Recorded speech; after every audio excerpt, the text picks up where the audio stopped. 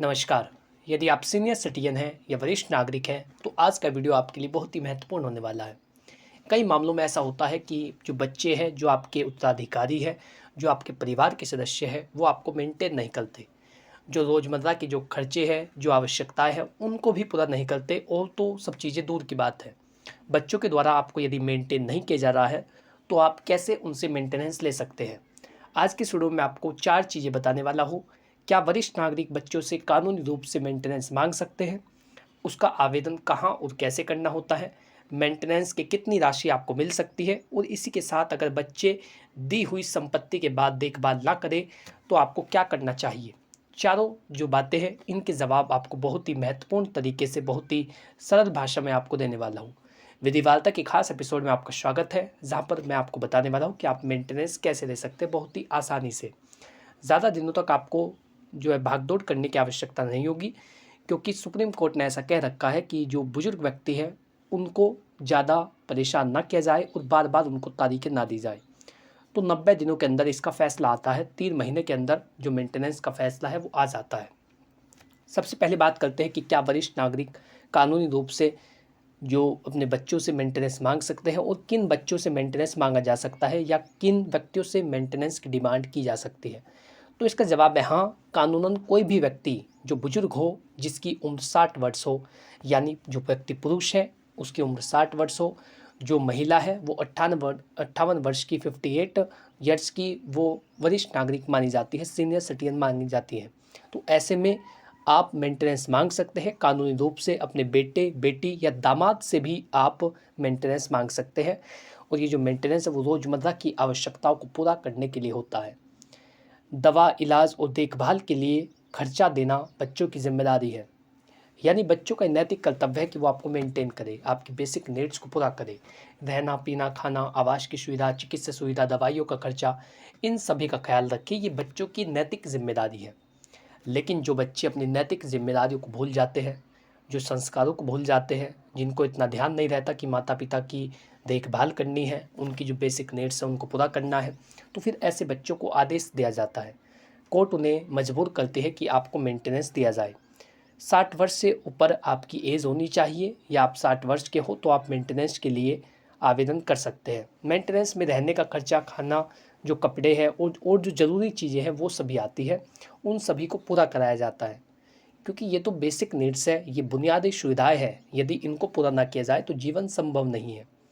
तो जो आम ज़रूरतें हैं, रहना, पीना, खाना, आवास की सुविधा, चिकित्सा सुविधा, दवाइयों का खर्चा, इन सभी को पूरा करने के लिए बच्चों को आदेश दिया जाता है कि वो अपने माता-पिता, दादा-दादी, नाना-नानी को मेंटेन करें। आवेदन कहाँ और कैसे करना है?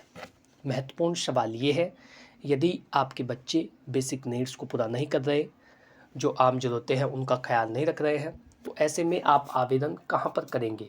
तो आपको एसडीएम साहब के पास अर्जी देनी होती है। आपके लिए अलग से एक सीनियर सिटीजन ट्रिब्यूनल बनाई गई है, जहाँ पर एसडीएम रैंक के जो अधिकारी है वो बैठे रहते हैं। वहाँ पर आपको अर्जी देनी है। आवेदन में अपना नाम, उम्र, बच्चों के नाम और मेंटेनेंस ना मिलने का विवरण आपको देना होता है।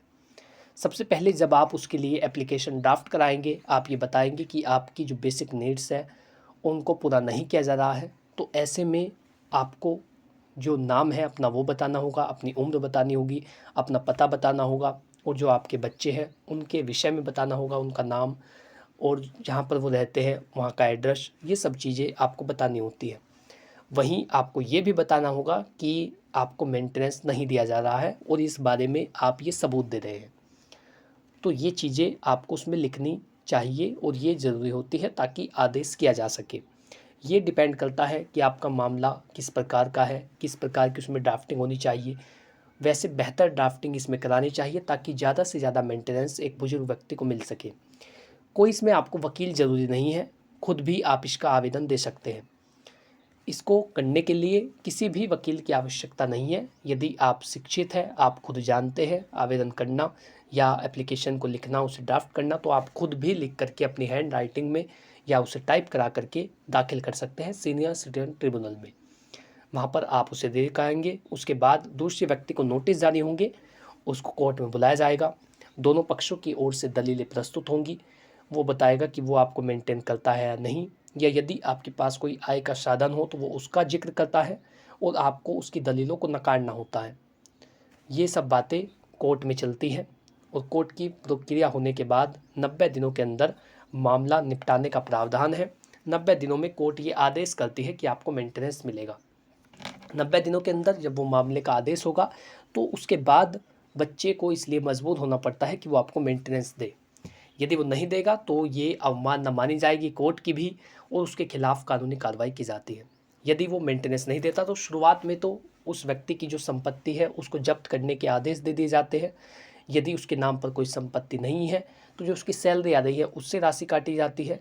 यदि वो भी नहीं है तो ऐसे में उस व्यक्ति की गिरफ्तारी वारंट जारी कर दिए जाते हैं। यानी किसी भी हद तक वो व्यक्ति मेंटेनेंस देने से बच नहीं सकता यदि आपने एक बार आवेदन कर दिया है, आप सही प्रकार से अपनी बातों को कोर्ट के सामने रख रहे हैं। मेंटेनेंस की कितनी राशि आपको मिल सकती है, ये भी महत्वपूर्ण सवाल है कि जो मेंटेनेंस है वो अधिकतम कितने रुपए का हो सकता है, क्योंकि उसी के अनुसार आपकी जो आवश्यकताएं हैं वो पूरी होंगी। अधिकतम 10,000 रुपये आपको मिल सकते हैं। यानी सुप्रीम कोर्ट ने कह रखा है अपने एक जजमेंट में कि अधिकतम 10,000 रुपये एक वरिष्ठ नागरिक के लिए होने चाहिए। यदि आपके बच्चे की आय बढ़िया है, इनकम उसकी अच्छी है, तो ऐसे में 10,000 रुपये तक का मेंटेनेंस एक बुजुर्ग व्यक्ति के लिए हो सकता है। यदि माता पिता दोनों को बाहर निकाल देगा है तो अधिकतम 20,000 रुपये का मेंटेनेंस आप बच्चों से ले पाएंगे। एचडीएम ये तय करेगा कि बच्चे की कमाई कितनी है और कितना खर्चा आप उनसे मांग रहे हैं, उसकी स्थिति कैसी है, यानी उसकी जो आर्थिक स्थिति है, जो उसकी फाइनेंशियल कंडीशन है, उसका आकलन किया जाता है और जो आपकी ज़रूरतें हैं उनको देखा जाता है। दोनों का तालमेल बना करके, दोनों का संतुलन बना करके एक आदेश जारी किया जाता है। अगर वो मना करे तो कानूनी कार्रवाई की जाएगी और उसकी गिरफ्तारी तक भी हो सकती है। तो ये चीज़ें हैं कि आप मेंटेनेंस किस प्रकार से ले सकते हैं। अब जानते हैं अगर बच्चे दी हुई संपत्ति के बाद देखभाल ना करें तो क्या करें। कई मामलों में 70% मामलों में ऐसा होता है कि वो बुजुर्ग व्यक्ति बहुत संपन्न थे, उनके पास बहुत पैसा था, लेकिन उन्होंने अपनी सारी संपत्ति, बैंक बैलेंस बच्चों के नाम पर ट्रांसफ़र कर दिया। जैसे उन्होंने ट्रांसफ़र किया उसके बाद उन्होंने देखभाल करना बंद कर दिया। यदि वो देखभाल नहीं कर रहे हैं तो ऐसे में शर्त पर यदि आपने संपत्ति दी थी, कंडीशनल गिफ्ट डीड के आधार पर यदि आपने संपत्ति दी थी, आपने इस आधार पर संपत्ति दी थी कि बच्चा आपकी केयर करेगा, देखभाल करेगा, आपको मेंटेन करेगा, और यदि उसने संपत्ति लेने के बाद मेंटेन करना बंद कर दिया है तो ऐसे में वो प्रॉपर्टी आपके नाम वापस आ जाती है, क्योंकि शर्तों का उल्लंघन हुआ है। और जो गिफ्ट डीड है उसको अमान्य घोषित कराया जा सकता है, कोर्ट उसको अमान्य घोषित कर सकती है और फिर जो आपकी प्रॉपर्टी है वो आपको वापस मिलती है। तो ये इसका प्रावधान होता है। यदि संपत्ति देने के बाद बच्चा केयर नहीं करता तो उससे वो संपत्ति वापस ली जा सकती है और मेंटेनेंस भी मांगा जाएगा। एचडीएम के समक्ष आप ये याचिका दायर कर सकते हैं कि आपने आपके बच्चों के नाम संपत्ति को ट्रांसफ़र किया था लेकिन उसने देखभाल करना बंद कर दिया है, उल्टा दुर्व्यवहार कर रहा है, खर्चा भी नहीं दे रहा है। तो दोनों चीज़ों पर फैसला दिया जाता है। एक फ़ैसला तो ये होगा कि आपकी प्रॉपर्टी वापस आपको मिले, दूसरा ये होगा कि बच्चा जो मेंटेनेंस आपको नहीं दे रहा है वो आपको दे, उसके लिए भी उसको आदेशित किया जाता है। तो ये पूरी प्रक्रिया होती है बच्चों से मेंटेनेंस लेने के लिए, यदि वो आपकी बेसिक नीड्स को पूरा नहीं करता। वैसे तो ये पारिवारिक जो विवाद है इसको सुलझाने के लिए आप उनसे बातचीत कर सकते हैं, किसी परिचित व्यक्ति से उनको समझा सकते हैं, यानी वो उन्हें समझा सके कि बुजुर्गों की केयर करना कितना ज़्यादा ज़रूरी है, किस तरीके से उन्होंने उनसे पाल पोस कर उसे बड़ा किया है। तो ये जो चीज़ें हैं ये यदि पारिवारिक माहौल में सुलझाई जा सके तो वो बेहतर होती है। वहीं यदि वो बिल्कुल भी समझने को तैयार नहीं है, किसी की भी बातें मानने को तैयार नहीं है, तो ऐसे में फिर जो कानूनी प्रक्रिया है उसको अपनाना चाहिए। यदि देखभाल नहीं की जा रही है तो आपको मेंटेनेंस लेने का हक है और ये हक आपसे कोई नहीं छीन सकता। इस प्रकार से आप मेंटेनेंस क्लेम कर सकते हैं। आशा करता हूँ कि जानकारी आपको अच्छी लगी होगी।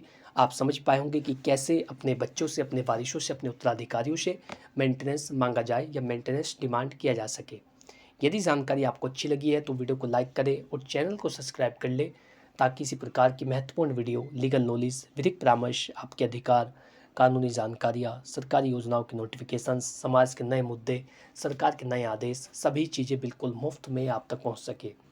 इससे संबंधित यदि आपका कोई सवाल हो, कोई आप सुझाव देना चाहते हो, आप चाहते हैं किसी दूसरे विषय पर वीडियो बनाई जाए तो उसके लिए आप हमें अवगत करा सकते हैं, उसके लिए भी आप कमेंट लिख सकते हैं। जो भी सुझाव हो आप दे सकते हैं, उसी के आधार पर अगली वीडियो बनाई जाएगी।